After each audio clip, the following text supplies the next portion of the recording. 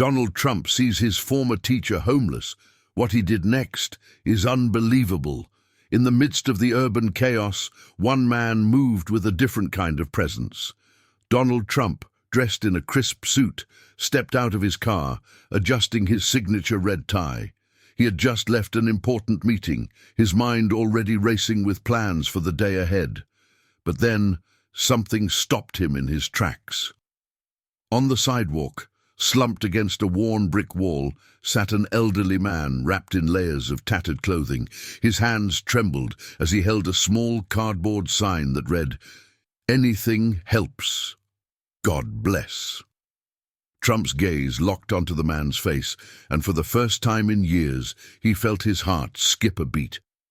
There was something eerily familiar about those eyes, the same eyes that had once looked at him across a classroom filled with wisdom and patience. A flood of memories rushed through Trump's mind, a voice from the past, a lesson once taught, a name he hadn't spoken in decades. No, it couldn't be. Could it? His breath caught in his throat as he took a cautious step forward, eyes never leaving the man who had once shaped his future. The world around him faded. The chatter, the noise, the blaring car horns, none of it mattered anymore. He had to know the truth. Who was this man sitting in the cold, forgotten by the world? And if it was who he thought it was? How had life led him here? Most importantly, what would Trump do next? His mind raced back to a time when he was just a boy, sitting in a classroom, listening to a voice that had once commanded his respect. Decades ago, long before the towers of Manhattan and the weight of the Trump name carried across headlines, young Donald sat in a wooden desk at New York Military Academy, staring out the window with restless impatience.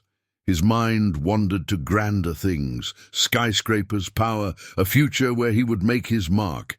But then a firm voice pulled him back to reality. "Trump, pay attention," Mr. Edwards said, his deep voice cutting through the idle whispers of the classroom.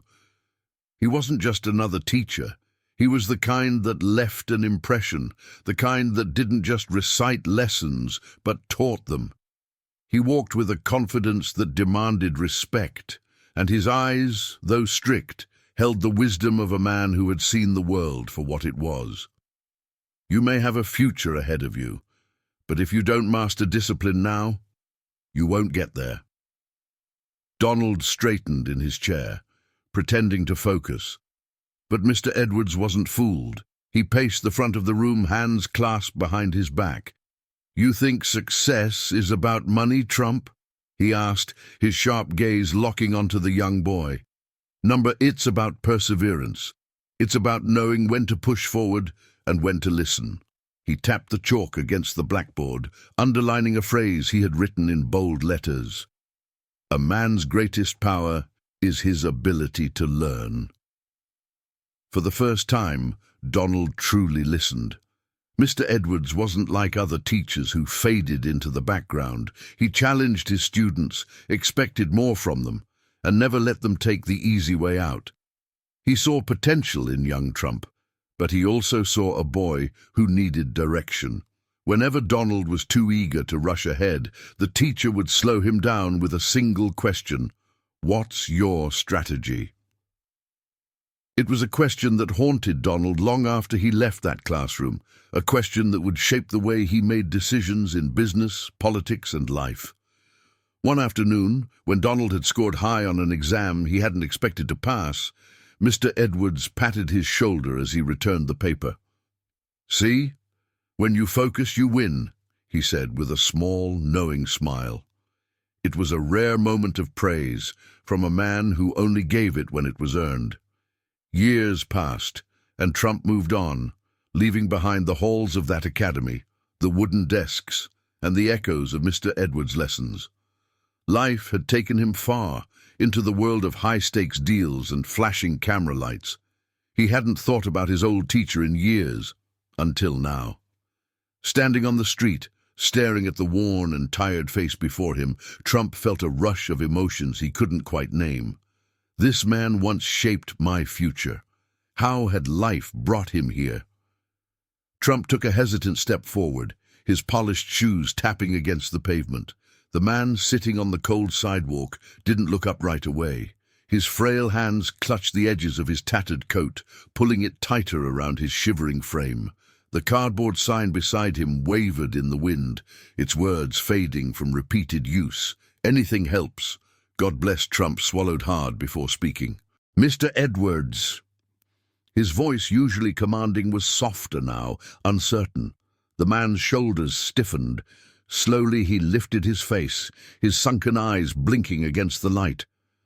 For a moment there was no recognition, only confusion, as if he had long stopped expecting to see a familiar face.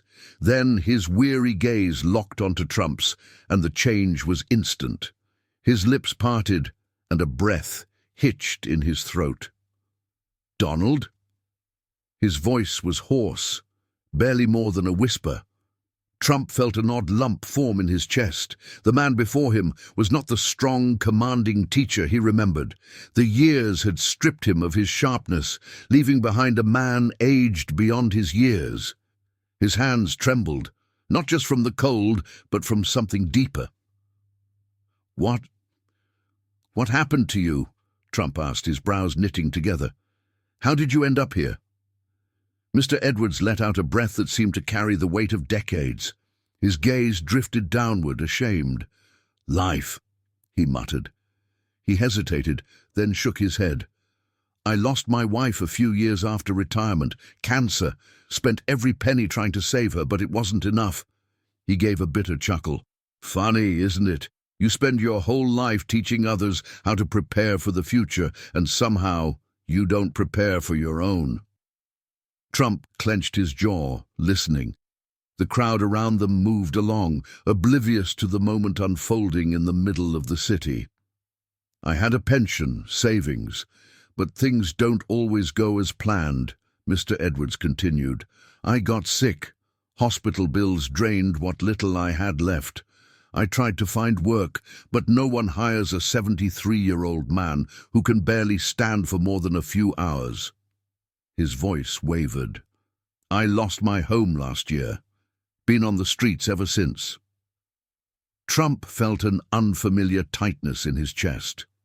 He had heard stories like this before, countless tales of struggle and loss, but never had it been so personal.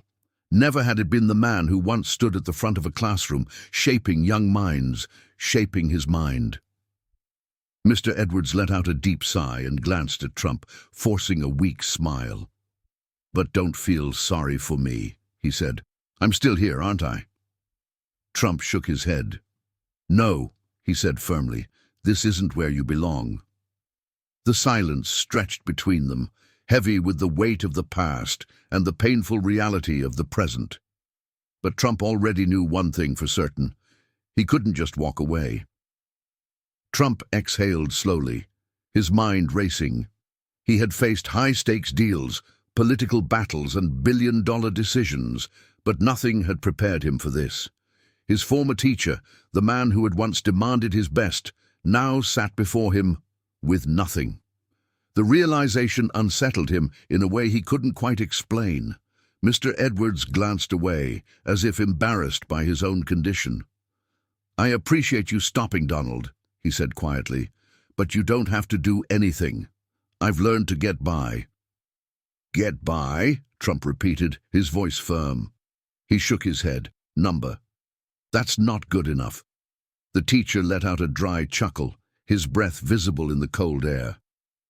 "I should have known," he murmured. "You never did accept failure, did you?" Trump crossed his arms, his gaze locked onto Mr. Edwards. "No," he said, "and I'm not about to start now." For a brief moment, neither of them spoke. The city moved around them, people passing by without a second glance, but Trump's mind was already made up. He reached into his coat pocket, pulling out his wallet, and held out a thick bundle of cash. "Take this," he said. Mr. Edwards hesitated, eyeing the money but making no move to grab it. "Donald," he said softly, "I didn't tell you my story, so you'd feel sorry for me." "This isn't about feeling sorry," Trump said. "This is about fixing something that shouldn't have happened in the first place." The old man hesitated, then shook his head. "Money won't change what's happened," he said. "It won't bring back my wife. It won't give me back the years I lost." Trump clenched his jaw. He understood that. He really did. But walking away wasn't an option. He took a breath, adjusting his stance. "Then let's make sure you don't lose any more." A silence stretched between them. Finally, Mr. Edwards sighed, his resistance breaking. He reached out, his fingers trembling as they brushed against the cash. But before he could take it, Trump pulled it back. "This isn't enough," Trump said suddenly. "I don't just want to help you today, I want to help you for good." Mr. Edwards blinked, confused. "What do you mean?" Trump pulled out his phone and started dialing. "I mean, I'm not just giving you money, I'm getting you back on your feet." The teacher stared at him, disbelief flashing across his face. "Donald, you don't have to do that." Trump looked up, his expression unreadable. "I know," he said, "but I want to." And with that, he turned away, phone pressed to his ear, already setting something in motion, something much bigger than just a handout. Mr. Edwards had once changed his life. Now it was time to return the favor. Trump's voice was steady as he spoke into the phone, his eyes never leaving Mr. Edwards. "I need a hotel suite ready immediately," he said. "Not just for a night, long term, and I want a doctor there, someone good." He paused, listening to the response on the other end. "Make it happen." Mr. Edwards' eyes widened. "Donald, this is too much." Trump held up a hand, silencing him. "No arguments." He hung up and slipped the phone back into his pocket. "First things first, you need a place to stay. No more sidewalks, no more cold nights. That ends today." Mr. Edwards looked away, his hands tightening around the edges of his coat. "I don't even know what to say," he murmured. "It's been so long since anyone—" He stopped, his voice catching. Trump softened, crouching slightly to meet his former teacher's gaze. "You once told me that a man's greatest power is his ability to learn," he said. "Well, I learned from you, and now I'm using what I've built to do the right thing." A black SUV pulled up to the curb, its engine humming softly. The driver stepped out, giving Trump a respectful nod. "Everything's set." Mr. Trump turned to Mr. Edwards and gestured toward the vehicle. "Come on," he said. "Let's go." The old man hesitated. He glanced down at his worn shoes, his fingers trembling as he adjusted his sleeves. The weight of years spent surviving on the street seemed to press against him. But then, with a deep breath, he nodded. "Okay." Trump helped him to his feet, steadying him as they walked toward the car. The driver opened the door, and for a brief moment, Mr. Edwards hesitated. He looked back at the spot on the sidewalk where he had spent so many nights. Then he climbed inside. The ride was quiet at first. Mr. Edwards stared out the window, watching the city rush by. Finally, he spoke. "You didn't have to do this, Donald." Trump smirked. "Yeah, well, you didn't have to put up with me all those years in class either." A small chuckle escaped the old man's lips, the first genuine laugh he'd had in years. "Fair enough." When they arrived at the hotel, a team was already waiting. A doctor stood near the entrance, his coat crisp and clean. Hotel staff greeted them warmly, unfazed by the presence of one of the most recognizable men in the world. "Mr. Edwards, let's get you checked in," the hotel manager said, his voice respectful. "Your suite is ready." As they stepped inside, the warmth of the lobby wrapped around them like a long-forgotten embrace. Mr. Edwards' eyes flickered with emotion as he took in the polished floors, the grand chandeliers, and the sheer contrast to where he had just been. "I don't deserve all this," he whispered. Trump placed a firm hand on his shoulder. "Yes, you do," he said, "and this is just the start." A nurse stepped forward, leading Mr. Edwards toward the elevators. He paused and turned back to Trump. "I don't know how I'll ever repay you." Trump grinned. "You already did," he said, "a long time ago. You just didn't know it." As the elevator doors closed, Trump stood there for a moment, watching. Then, without another word, he turned and walked out, back into the city, his mission complete, his teacher finally safe. The next morning, the world woke up to a story that no one saw coming. A blurry cell phone video, captured by a passerby, had already gone viral overnight.